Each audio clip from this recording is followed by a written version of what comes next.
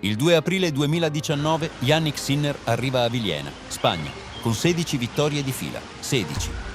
Ha appena vinto 3 tornei, sta salendo in fretta, partita dopo partita. Ha 17 anni, è numero 319 del mondo.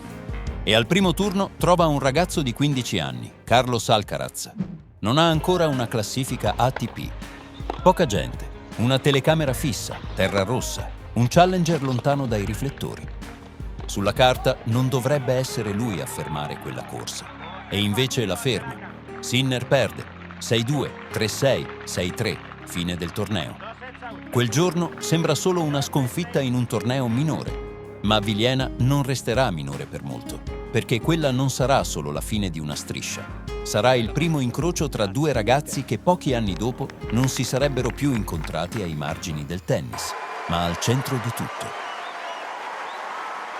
Dopo Villena, Sinner riparte da Budapest, ATP 250, ma non entra dalla porta principale. Gli danno una wild card per le qualificazioni. Arriva all'ultimo turno, Yannick Madden lo batte, Sinner è fuori, ancora. Poi Dusan Lajovic si ritira. Si apre un posto nel tabellone principale. Sinner entra da lucky loser, una seconda possibilità, e questa volta non la lascia scappare. Dall'altra parte della rete c'è Mate Valkus, ungherese. Giocatore di casa. Sinner parte bene, vince il primo set, 6-2. Poi la partita si ribalta. Il secondo lo perde a 0. Di colpo anche quella porta riaperta sembra sul punto di richiudersi. Ma nel terzo set Sinner resta dentro. E questa volta lo porta a casa, 6-4. È la sua prima vittoria ATP, arriva da un ripescaggio, da una sconfitta nelle qualificazioni, da un torneo che sembrava già chiuso. Al turno dopo, Sinner perde contro Laszlo Djere. Il suo torneo è finito, potrebbe prendere i bagagli e andare via. Invece resta. Aspetta un'ora e mezza con le borse pronte, solo per ringraziare il direttore del torneo di quella wild card nelle qualificazioni. Un gesto piccolo, ma non banale, perché prima ancora del campione si vede il ragazzo.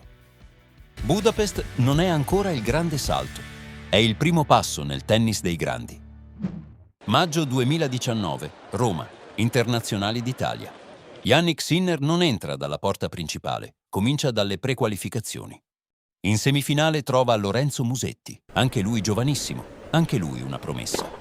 La partita dura quasi 3 ore. Sinner perde il primo set, porta il secondo al tie break, lo vince, 8-6. Poi chiude al terzo, 6-3, va in finale nelle prequalificazioni. Ma Andrea Basso lo ferma. Sinner perde e per un attimo Roma sembra finita lì, invece no, arriva una wild card e quella porta che sembrava chiusa si riapre. Primo turno, centrale di Roma, dall'altra parte c'è Steve Johnson, americano, numero 59 del mondo, Sinner è numero 263. Johnson conosce quel livello e il primo set sembra dirlo chiaramente, 6-1 Johnson, troppo forte, troppo esperto, troppo presto. Poi però la partita cambia. Secondo set, 6-1 Sinner. Nel terzo Johnson va avanti 5-2, a match point, un punto, e Roma finisce lì. Sinner lo salva. Poi vince 5 game di fila, 7-5. È la sua prima vittoria in un Masters 1000. La seconda vittoria ATP della sua carriera. Ma a colpire non è solo il risultato, è il modo. L'esultanza è timida, quasi incredula. Poi arrivano i primi autografi, i primi selfie, gesti semplici, dettagli piccoli che raccontano un inizio. Anni dopo, Steve Johnson racconterà quanto quella sconfitta lo avesse colpito. Tornato negli spogliatoi, chiamò il suo agente. Per un momento pensò di lasciare il tennis. Non riusciva ad accettare di aver perso contro un ragazzino magrolino, entrato con una wild card, che fino a poche ore prima per lui era solo un nome sconosciuto. Al turno dopo c'è Stefanos Tsitsipas, numero 9 del mondo. Pochi mesi prima in Australia aveva battuto Roger Federer. Sinner parte male, va sotto 3-0, poi rientra, 3-3. Per qualche game la distanza sembra accorciarsi. Poi Tsitsipas alza il livello, 6-3, 6-2, fine. Ma Roma lascia un segnale. Sinner non è ancora pronto per stare con i migliori, però può già entrarci dentro, anche solo per qualche game. E a 17 anni, contro uno dei primi 10 al mondo, non è poco. Dopo Roma le settimane iniziano a correre. Umago, Lexington, New York. Vince, perde, impara. Partite dentro le gambe, esperienza dentro il gioco. Ma il salto vero arriva in ottobre. Anversa. Sinner ha 18 anni. Al secondo turno trova Gael Monfils, prima testa di serie. Per lui è un altro esame. A Roma, contro Tsitsipas, era riuscito a restare dentro per qualche game. Ad Anversa deve fare un passo in più. Non basta più restare dentro la partita, deve provare a prenderla. Perché Monfils non è solo un nome, è esperienza, velocità, spettacolo. Uno di quei giocatori che ti fanno capire subito quanto il tennis dei grandi sia diverso. Ma Sinner non si limita a reggere, gli toglie tempo, gli toglie campo, gli toglie spazio.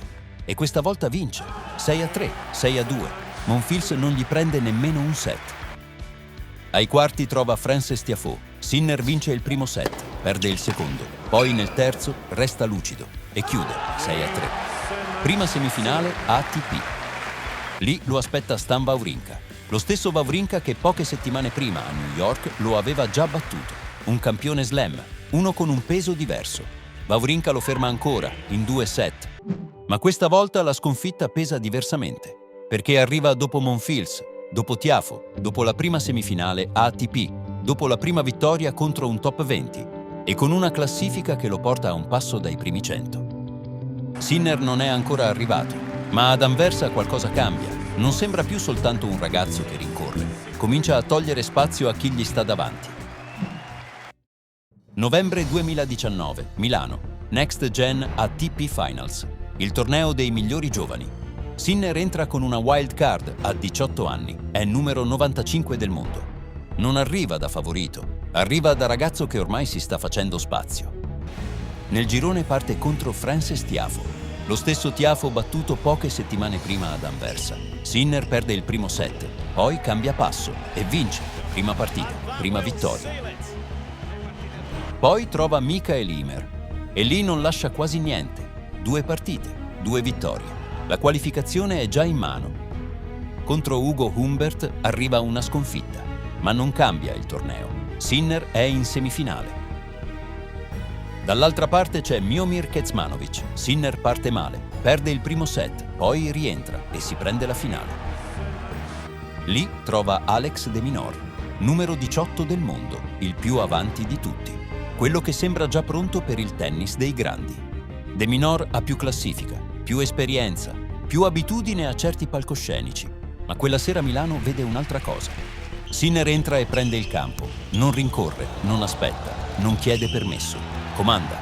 Gli bastano 3 set e poco più di un'ora. Il titolo è suo. E dentro quella finale c'è un dato che pesa. De Minaur ha 9 palle break. 9. Sinner le salva tutte. Non vince solo perché colpisce forte. Vince perché nei punti in cui il match può girare, resta freddo. Milano non è solo un titolo. È il momento in cui gli altri iniziano a guardarlo in modo diverso. E dopo Milano non si ferma nemmeno lì. La settimana dopo torna in campo a Ortisei, cemento indoor, casa sua, o quasi. Vince ancora, senza perdere un set. In finale batte Sebastian Hofner, terzo challenger dell'anno. A inizio 2019 Jannik Sinner era fuori dai primi 500 del mondo. Un anno dopo chiude il 2019 al numero 78. Ma i numeri raccontano solo una parte, perché quell'anno non è una salita pulita, è una sequenza di porte chiuse e porte riaperte. Ogni tappa gli lascia qualcosa. Vienna una sconfitta, Budapest una possibilità, Roma la misura del livello, Anversa la prova che può reggerlo. Milano lo sguardo degli altri, Ortisei la conferma. Ma dentro tutto questo c'è sempre la stessa cosa, qualcosa che manca, un limite, una distanza. Sinner non lo evita, ci torna sopra, lo lavora, lo sposta.